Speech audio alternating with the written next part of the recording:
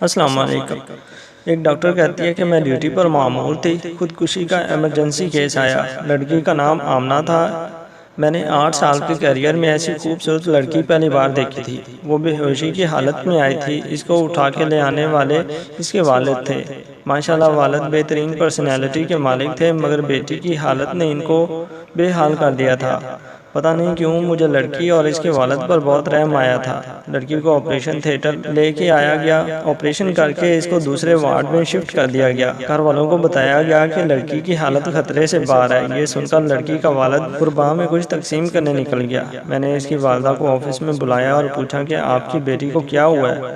مختصراً لڑکی کی والدہ نے جو مجھے کہانی سنائی وہ کچھ یوں تھی۔ ہماری بیٹی نے ٹیکسٹائل انجینئرنگ کر رکھی تھی۔ سارے والدین کی طرح ہماری بھی خواہش تھی کہ ہماری بیٹی بھی اپنے گھر کی ہو جائے۔ چنانچہ ہم نے آمنہ کی پسند پوچھی۔ ہماری بیٹی نے مشرقی لڑکیوں کی طرح بولا کہ جو آپ کا فیصلہ ہوگا وہی میرا فیصلہ ہوگا۔ اس نے سارا اختیار ہم کو دے دیا۔ چنانچہ کے رشتے کی بات چلائی۔ آمنہ کو دیکھنے ایک فیملی آئی۔ لوازمات اور خدمات سے مستفید ہونے کے بعد عورتیں آمنہ کے کمرے میں گئیں۔ ایک نے آمنہ کے ہاتھ سے چائے پینے کی فرمائش کی۔ اس کے بعد وہ لوگ چلے گئے۔ چند دن بعد بغیر کچھ بتائے رشتے سے انکار کر دیا۔ آمنہ کے لیے پہلی بار تھا جب وہ ریجیکٹ ہوئی، مگر ماں باپ کی تسلی نے آمنہ کو بہت حوصلہ دیا۔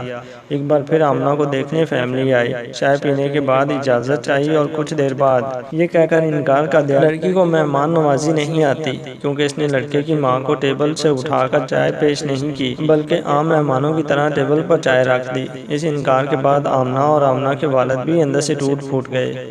اللہ کی رضا سمجھ کر صبر کیا۔ کچھ دن بعد ایک نئی فیملی آئی۔ اس فیملی کے بیٹھتے ہی آمنہ نے ان کے پاؤں کے جوتے بھی اتارے اور اسی جگہ چائے پیش کی۔ اس فیملی نے ایک ہفتے بعد یہ کہتے ہوئے انکار کر دیا کہ آپ کی بیٹی پر جنات کا سایہ، ورنہ کوئی میزبان پہلی بار گھر آتا ہے تو اس کی اتنی مہمان نوازی کون کرتا ہے؟ پچھلے 8 سالوں میں 100 سے زائد رشتے آئے آمنہ کے لیے۔ کچھ نے یہ کہہ کر انکار کر دیا کہ آمنہ کی عمر زیادہ ہو گئی ہے، اور کچھ نے احسان جتاتے ہوئے کہا کہ اگر آپ زیادہ مجبور ہیں تو ہمارا ایک 48 سال کا بیٹا جس کی اپنی دکان ہے، اس کے لیے ہم آمنہ کا رشتہ قبول کر لیتے ہیں۔ کہتے ہیں یہ آمنہ کی ماں سسکیاں لے کر رونے لگی اور کہا آپ بھی تو ایک ماں ہیں، اور ماں جتنی بھی مجبور ہو غیروں کے سامنے کیا کہہ سکتی ہے، اور میری بیٹی کل سارا دن میرے سینے سے لگ کر روتی رہی اور کہتی رہی ان لوگوں کے معیار تک آتے آتے میری عمر زیادہ ہو گئی، اور ماں بولی نہ جانے کب اس نے دنیا کو الوداع کرنے کا فیصلہ کر لیا، اور کہتی میرا منحوس آیا میری بہن کو بھی والد کی دہلیز پر بوڑھا کر دے گا۔ میں نے آمنہ کی والدہ کو پانی پلایا، اتنے میں اس کا والد اور پیچھے سے وارڈ بوائے کمرے میں داخل ہوئے۔ وارڈ بوائے نے کہا آمنہ ہوش میں آ گئی ہے۔ آمنہ کی والدہ بجلی کی تیزی سے وارڈ میں داخل ہوئی اور آمنہ کا سر اٹھایا اور سینے سے لگا کر رونے لگی۔ اتنے میں آمنہ کا باپ بھی وارڈ میں داخل ہوا۔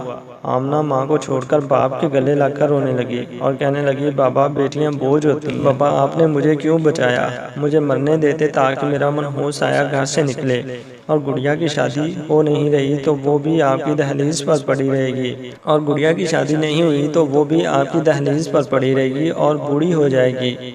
آمنہ کا باپ چپ چاپ آنسو بہا رہا تھا۔ میں نے حالات آؤٹ آف کنٹرول ہوتے دیکھے تو میں نے آمنہ کو انجیکشن دے دیا اور آمنہ کے والد کو لے کر آفس میں آ گئی۔ میں نے آمنہ اور اس کی چھوٹی بہن کو اپنے دونوں بھائیوں کے لیے مانگ لیا۔ آمنہ کے والد کی آنکھیں اچانک برسنے لگیں، مگر اب وہ آنسو خوشی کے تھے۔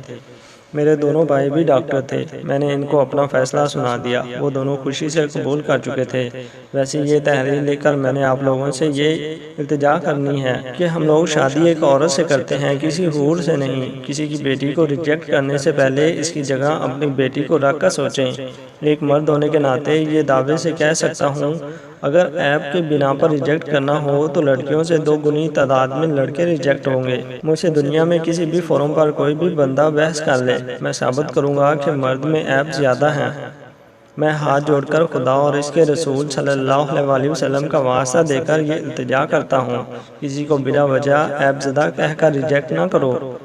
آپ لوگ اللہ کی مخلوق کے عیبوں پر پردہ ڈالو، اللہ تمہارے عیبوں پر پردہ ڈالے گا۔ آپ کے نکالے عیب نہ جانے کتنی لڑکیوں کو قبر میں دھکیل دیتے ہیں۔ اپنا بھی خیال رکھیں اور دوسروں کا بھی۔ مجھے بھی دعاؤں میں یاد رکھیے۔ اللہ حافظ۔